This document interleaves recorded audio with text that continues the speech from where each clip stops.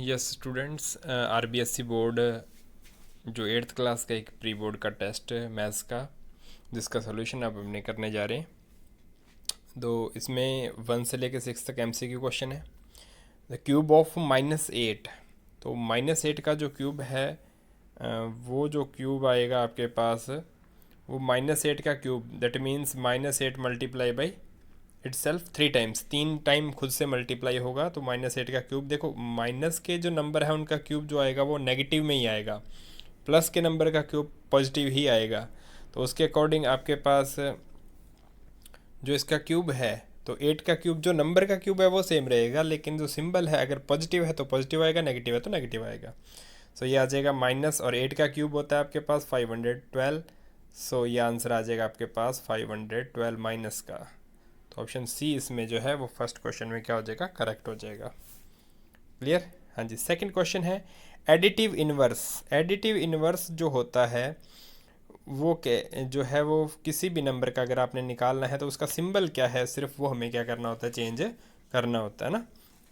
सो 15 का चाहिए, तो 15 का जो सिंबल है वो क्या आ जाएगा आपके पास, माइनस का 15 बन जाएगा, है ना, उसका एडिटिव इनवर्स। एडिटिव इनवर्स का जो अनोदर नेम है, दूसरा name, that we can say that is negative of any number.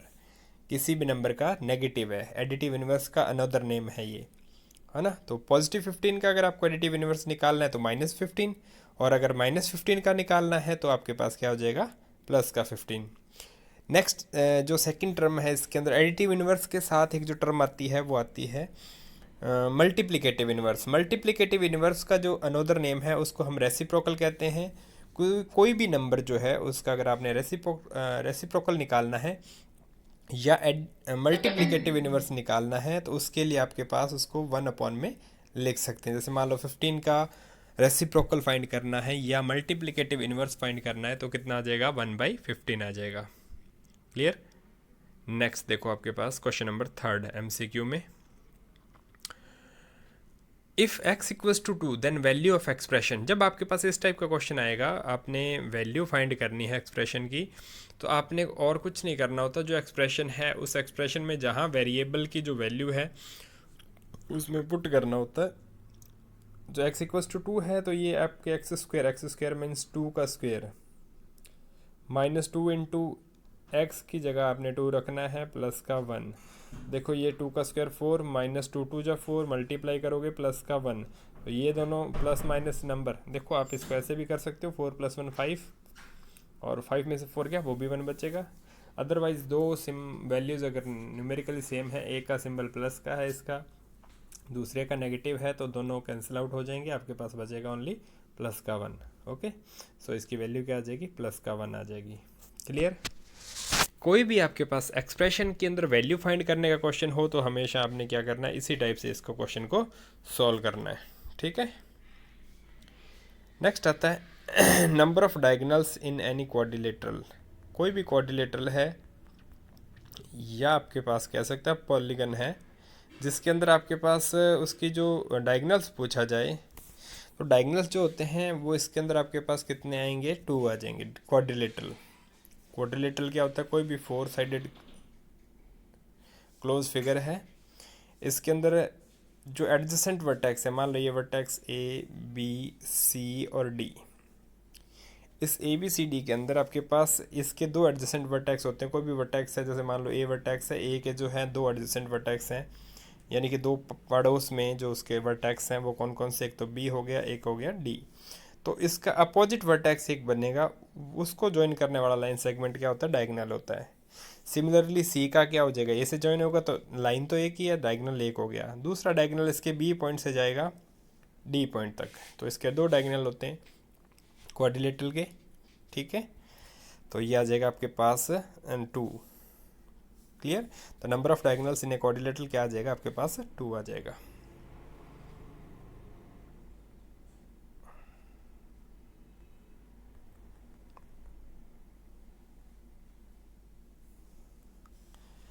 हाँ जी। नेक्स्ट है आपके पास, a bag is available for 99 rupees at 10% off discount is given, what was the marked value या marked price of the bag. Bag की जो marking price है वो कितनी है।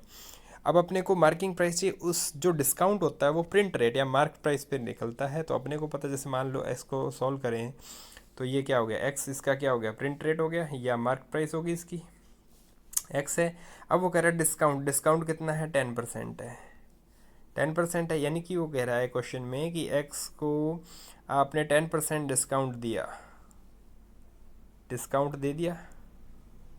या इसको अगर वैसे फाइंड करना है तो ये तो इसको सिंपल डायरेक्ट इसकी वैल्यू फाइंड करेंगे, और वो आपको दे रखी है 99 रुपीज़। क्लियर है।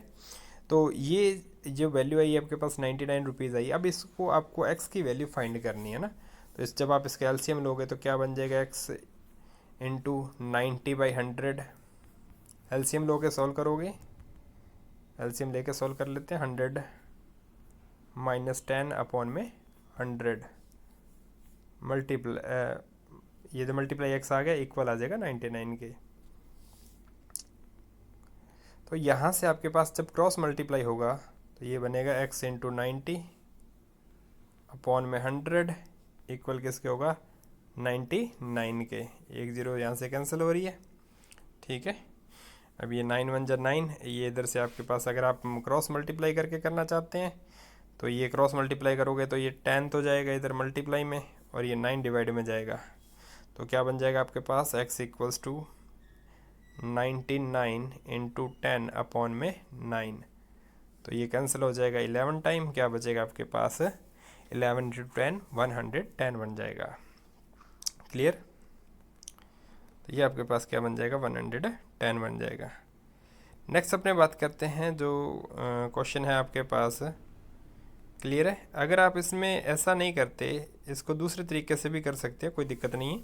आपको क्या दे रखा है, 99 डिस्काउंट के बाद में आप अलग से डिस्काउंट निकाल लो, एक्स का 10% निकालो, फिर उसको माइनस कर दो, एक्स माइनस ये x/10 आ गया, वो इक्वल किसके है, 99 के है। तो आप यहाँ से भी x की वैल्यू एलसीएम लेके सॉल्व करके फाइंड कर सकते हो, कोई दिक्कत नहीं है। सेम आंसर आएगा, आंसर चेंज नहीं होगा। मेथड कोई भी आपका हो सकता है लेकिन आंसर दोनों का क्या रहेगा, सेम रहेगा, है ना। आंसर से जो न्यूमेरिकल वैल्यू है थोड़ा सा उसमें चेंज नहीं आता, मेथड तरीका आपका अलग हो सकता है लेकिन आपकी जो न्यूमेरिकल वैल्यू है वो सही आएगी। If Rahul read 10 pages of a book in 2 hours, and how many pages he will read if he read the book for 5 hours। तो ये पहली बात तो आपको क्वेश्चन दे के फाइंड इसको आइडिया हो जाएगा कि किसका है। देखो 2 hours के अंदर जो है वो 10 पेजेस रीड करता है, अगर ज़्यादा टाइम बैठेगा तो ज़्यादा बुक रीड कर पाएगा।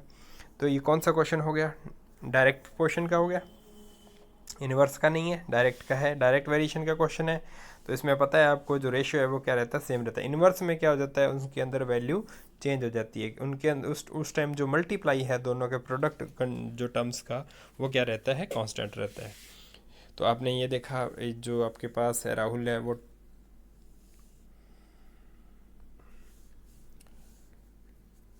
10 पेजेस पढ़ता है 2 hours में, तो उसने पूछा है 5 hours में कितने पेजेस बढ़ेगा। तो इसका मल्टीप्लाई कर दो, 10/2 यानी कि कितना हो गया 5, तो 5 इंटू 5 कितना हो जाएगा 25, ये इधर चला जाएगा 5 मल्टीप्लाई में, तो 5 इंटू 5 कितना हो गया 25।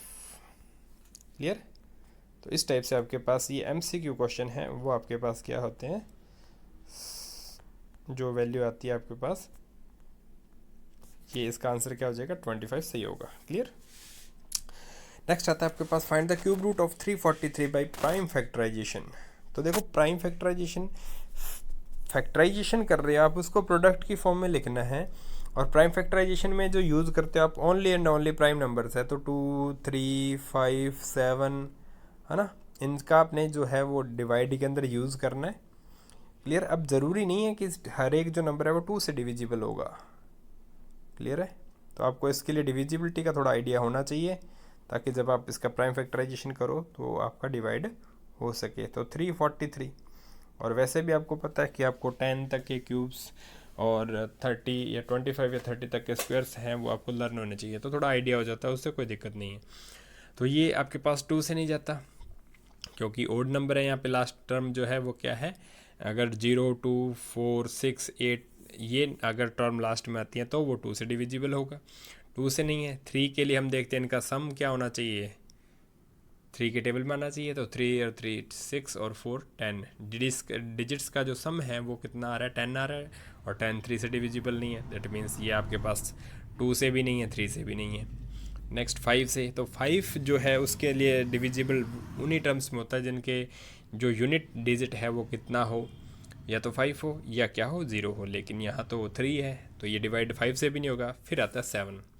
जब आप 7 से डिवाइड करोगे तो 7 4 जा 28, वैल्यू कितनी बचेगी, 6 रिमाइंडर बचेगा 6, और ये 63 बनेगा, तो ये आ जाएगा 9 7 जा 63। डिवाइड आप रफ में अपने करके देख सकते हो। नेक्स्ट ये 7 की टेबल से जाएगा, 49 जो है वो 7 का स्क्वायर होता है, तो 7 की टेबल से जाएगा। और लास्ट में अब इसका जो प्राइम फैक्टराइजेशन आप लिखोगे तो 343 क्यूब रूट फाइंड करना है। क्या फाइंड करना है, क्यूब रूट। तो ये आपके पास क्या बनेगा, क्यूब रूट में आपको लिखने का तरीका इस टाइप से, देखो ये रूट आपने बनाना है, उसके बाद में यहाँ पे 3 जो है वो लिखा जाएगा। इसका मतलब आप क्यूब रूट फाइंड कर रहे हैं, और ये वैल्यू आपने 7 × 7 इस टाइप से लिखी है। अब आप इसकी ट्रिपलेट्स बनाते हैं। अब जब क्यूब रूट है तो ट्रिपलेट में से एक नंबर बाहर आता है और ये सिंबल हट जाता है। डायरेक्ट आप इसके बाद इसको इस टाइप से लिखेंगे, ठीक है। थोड़ा लिखने का तरीका भी आपका सही हो जाएगा। नेक्स्ट अपने क्वेश्चन की बात करते हैं। ये कह रहा है find the product of monomials. 2 monomial हैं, माइनस का 12pq और 3pq²। देखो जब आपको इस टाइप के क्वेश्चन करने हैं अलजेब्रा के अंदर, तो आपने एक चीज़ का ध्यान रखना है कि नंबर का नंबर से मल्टीप्लाई होता है और सिंबल का सिंबल से। तो ये सिंबल के जो दोनों किसके हैं, नेगेटिव के, तो माइनस का माइनस से मल्टीप्लाई क्या हो जाएगा, प्लस। उसके बाद जो नंबर का नंबर से मल्टीप्लाई, 12 3 जा 36 मल्टीप्लाई कर रहे हैं। प्रोडक्ट का मीन्स क्या होता है, मल्टीप्लाई होता है। हाँ जी। नेक्स्ट देखो, अब वेरिएबल जो इसके अंदर p है उनकी पावर क्या हो जाती है, ऐड हो जाती है। इधर p इधर 1 है, इधर भी 1 है, तो p की पावर कितनी हो जाएगी, 1 और 1 2। इधर q की पावर 1, इधर q की पावर 2, तो कितनी हो जाएगी, 2 + 1 3, तो q⁻³ इस टाइप से आप इनका मल्टीप्लाई करेंगे। -12pq मल्टीप्लाई बाई माइनस का 3pq²। Clear students. नेक्स्ट देखो,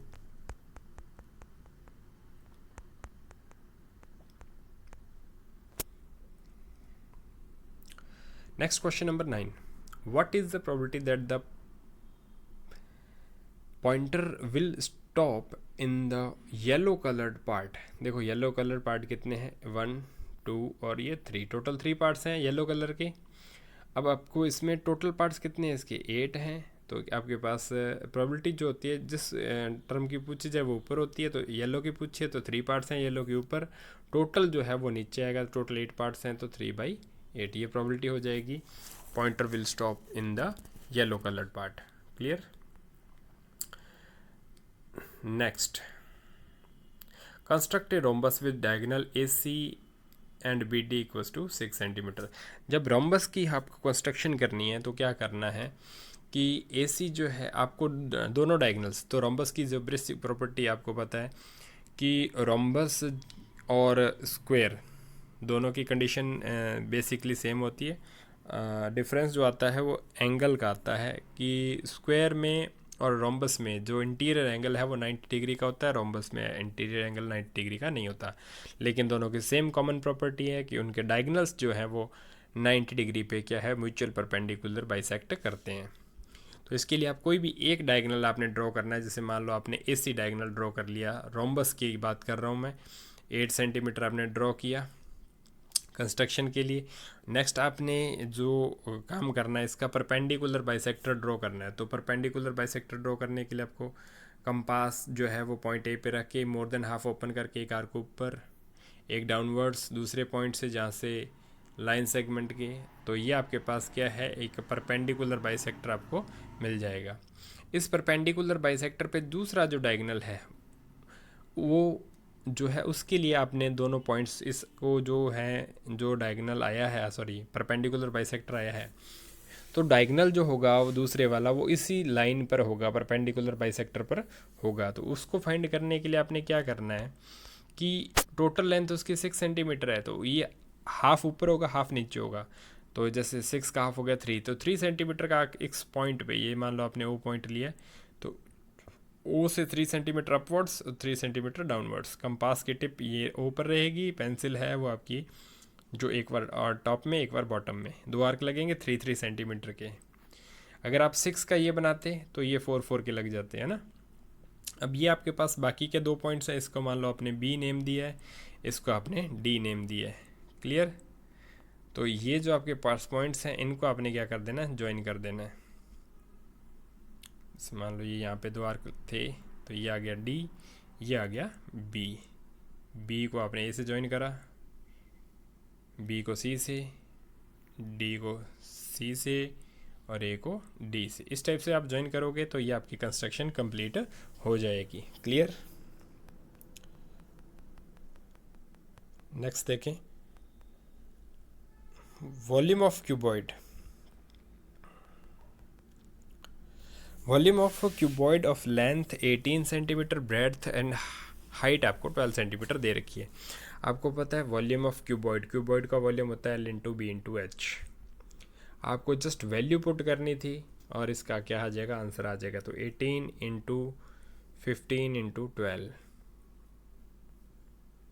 अब मल्टीप्लाई आपको आती है तो आप इसको डायरेक्टली सॉल्व कर सकते हैं, और नहीं है तो आप रफ में इसको सॉल्व करके देख सकते हैं। तो इसका आंसर आ जाएगा आपके पास 3240। अब ये यूनिट किस में, सेंटीमीटर में है, तो इसकी जो यूनिट आएगी, वॉल्यूम है तो उसकी यूनिट क्या होती है, क्यूब में होती है। क्यूबिक सेंटीमीटर या सेंटीमीटर क्यूब, कोई भी यूनिट आप इसके अंदर लिख सकते हैं ना। क्लियर। अच्छा, अब क्यूबॉइड आया, क्यूबॉइड के साथ साथ मैं दूसरे जो फॉर्मूले आपको बाकी की जो स्ट्रक्चर इसमें, जैसे मान लो आपने क्यूब की बात करें तो क्यूब का जो एज गिवन होता है या उसकी साइड आप कह सकते हो ये गिवन है। वैसे क्यूब जो साइड है वो 2 डायमेंशनल डायग्राम के लिए यूज़ होती है, यहाँ जो है वो एज का यूज़ किया जाता है। तो एज का जो क्यूब है वो क्या होता है, वॉल्यूम होता है किसका, क्यूब का। क्लियर। यानी कि आपको जो भी एज गिवन है, अगर आपको कह दे ये क्यूब है और क्यूब का वॉल्यूम फाइंड करना है तो आप उसको 3 टाइम मल्टीप्लाई कर लोगे। फॉर एग्जांपल जैसे मान लो find the volume of a cube with side 7 centimetre. 7 centimetre side है, आपको उसका क्यूब वॉल्यूम फाइंड करना है क्यूब का।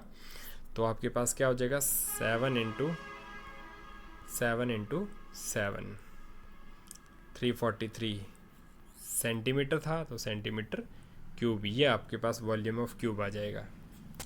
क्लियर। सो ये आपके पास क्वेश्चन 11 आ गया। नेक्स्ट हम बात करते हैं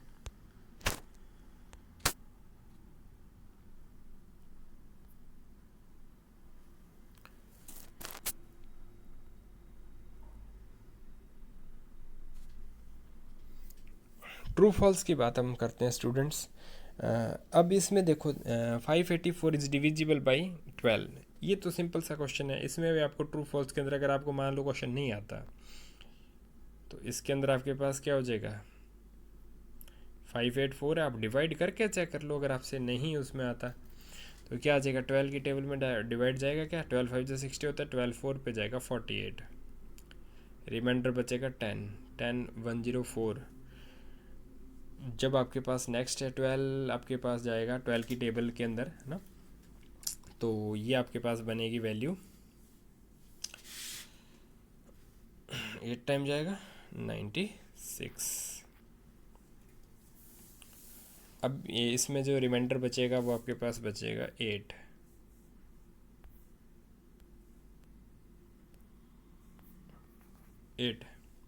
आगे नेक्स्ट टाइम ये डिवाइड आपके पास नहीं जाएगा। क्लियर। तो ये जो ये डिवाइड कंप्लीट नहीं जा रहा, रिमाइंडर बच रहा है, दैट मीन्स ये आपके पास डिविजिबल नहीं होगा। क्लियर।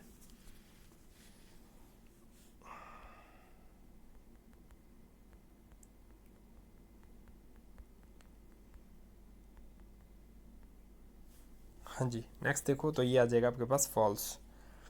सेकंड है triangle has no diagonal.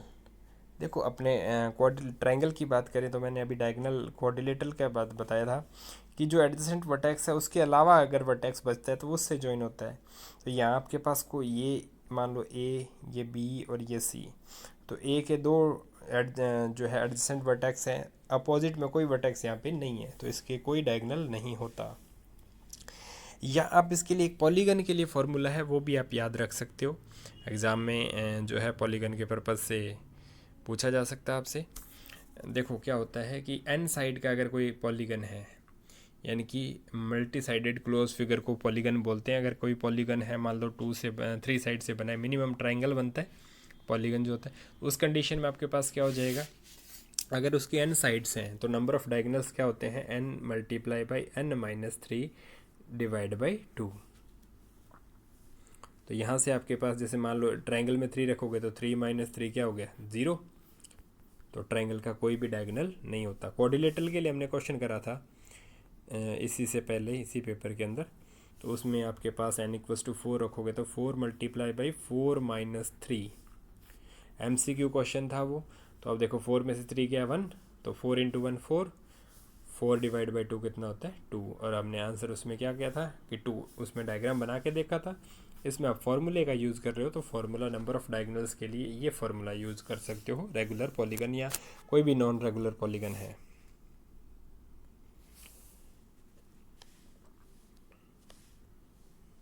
Next अपने बात करते हैं थर्ड की। तो ये आपके पास क्या हो जाएगा, पहला फॉल्स हो गया, दूसरा क्या हो गया ट्रू, क्योंकि कोई डायगोनल नहीं है, पहला फॉल्स था। सेकंड है 2 is the only one even prime number. देखो आपको प्राइम नंबर्स पता है, अभी अपने 2 3 5 7 की बात करी, तो 2 एक ओनली इवन प्राइम नंबर है। देखो 2 एक अकेला ऐसा प्राइम नंबर है जो इवन है, बाकी कोई भी जो प्राइम नंबर है वो इवन नहीं है। क्यों, क्योंकि अगर आप दूसरा कोई भी इवन नंबर लोगे तो उसमें क्या आ जाएगा, 2 एक फैक्टर मिलेगा, और हमने पता है कि कोई भी नंबर प्राइम तभी होता है जब उसके एग्जैक्टली 2 फैक्टर्स हों, 1 एंड इट सेल्फ। एक तो वो 1 होना चाहिए, एक कोई भी जो नंबर है जो इसकी आप बात कर रहे हो वो खुद होना चाहिए। सिर्फ ये 2 हैं तो ही आपके पास क्या है, वो प्राइम है। अगर इसके अलावा कोई फैक्टर आ जाता है तो वो प्राइम में नहीं होगा। तो इसमें 2 हर एक इवन नंबर का एक फैक्टर कॉमन फैक्टर होता है, तो कोई भी इवन नंबर है वो 2 के अलावा कोई भी जो है वो प्राइम नंबर नहीं होगा। नेक्स्ट अपने बात करते हैं द रेसिप्रोकल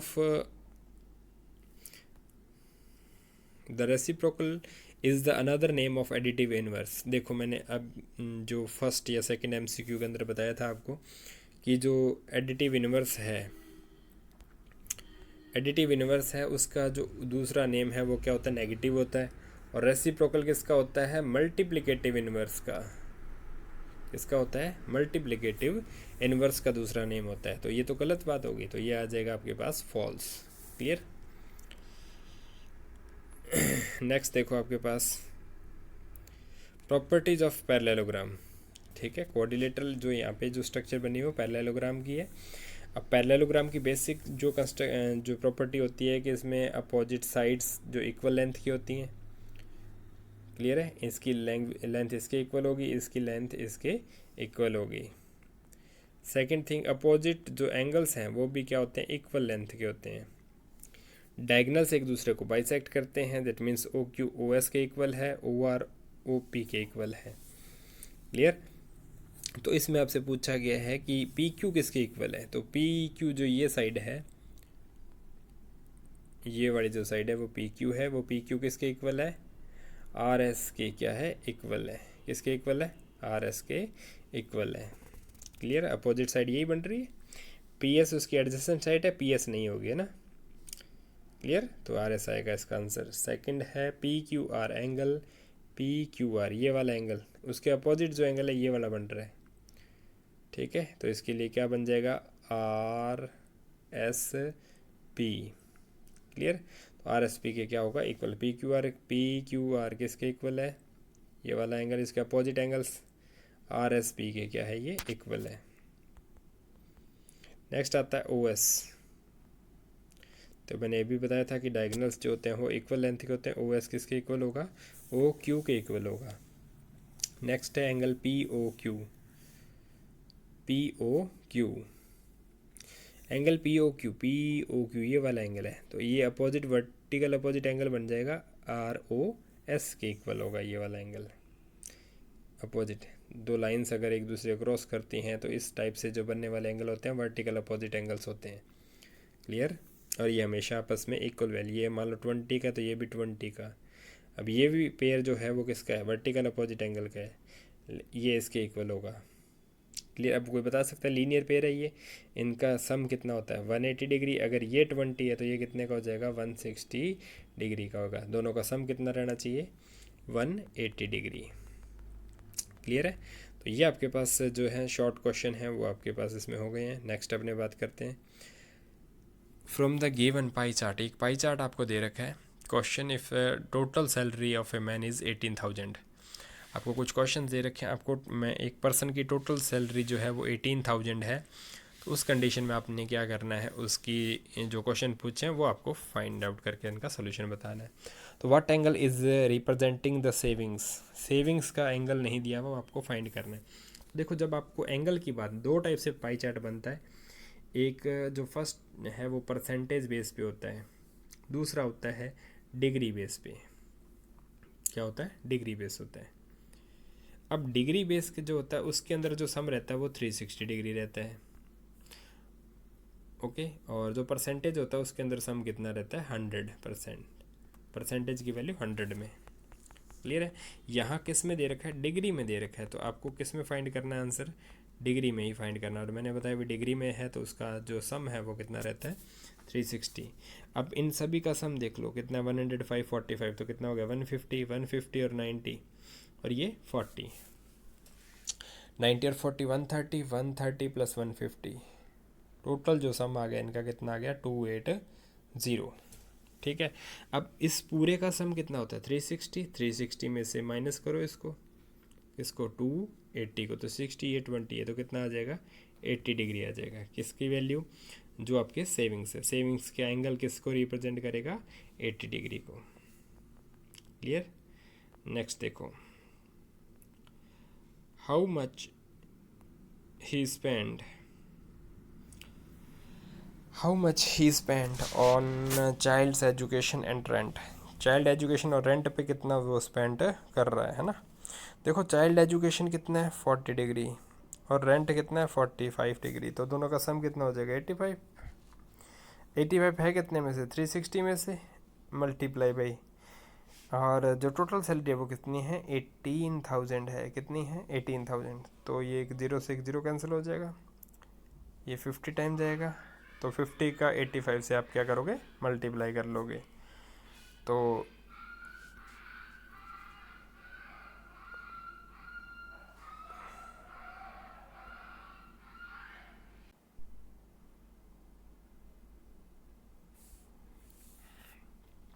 हाँ जी स्टूडेंट्स, तो हम चल रहे थे इस 85 को मल्टीप्लाई करोगे आप किससे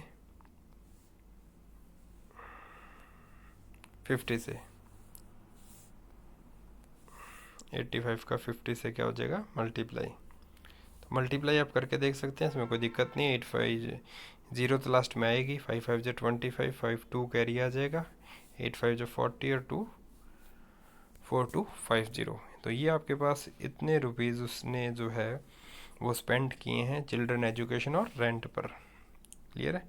अगर आप चाहो तो इसमें जो है वो अलग अलग वैल्यू भी फाइंड करके आप इनका लास्ट में सम करना आपको पड़ेगा ना। जैसे मान लो 40 का आपने अलग कर लिया, 45 का अलग कर लिया और लास्ट में आपने क्या कर दिया दोनों का एडिशन कर दिया। क्लियर। तो ये आपके पास क्या रहेगा, इस टाइप से आप पाई चार्ट को सॉल्व कर सकते हो। नेक्स्ट अपने बात करते हैं what type of figures are formed in 3D object. आपको आइडेंटिफिकेशन करना है। तो ये क्यूबॉइड है, देखो इसकी एल बी और एच इस टाइप से जो स्ट्रक्चर बनती है बेसिकली। ठीक है। तो इसमें ये ब्रेड्थ उसकी अलग है, लेंथ उसकी अलग है, तब तो ये क्यूबॉइड होगा बेसिकली बात करें, जो बेस उसका बनेगा। और इस टाइप से आपके पास, तो इनको आपने ज्वाइन कर देना है। क्लियर। तो ये जो आपके पास पार्ट बनेगा इसमें आपकी लेंथ अलग है, ब्रेड्थ अलग है, हाइट अलग है। दो चीज़ इसमें सेम हो सकती है लेकिन तीनों सेम नहीं होती। तो उस कंडीशन में इसको क्यूबॉइड बोलते हैं। और अगर तीनों सेम हो जाए तब वो आपके पास क्या बन जाता है, क्यूब बन जाता है। क्लियर है। जैसे मान लो लेंथ भी सेम है, ब्रेड्थ भी सेम है और हाइट भी क्या हो जाए, सेम हो जाए, तब आपके पास क्या बनेगा, वो क्यूब बन जाएगा। नेक्स्ट आता है आपके पास ये जो स्ट्रक्चर है वो आपको फाइंड आइडेंटिफाई करें। इसमें क्या होता है, एक बेस है, कोई भी टाइप का बेस हो सकता है, ऊपर एक पॉइंट पे वो बेस जो है वो क्या हो रहा है, मर्ज हो रहा है, इससे बोलते हैं आप पिरामिड। ठीक है, एक पॉइंट को क्या हो रहा है, कन्वर्ज हो रहा है, तो वो क्या होगा, आपका पिरामिड होगा।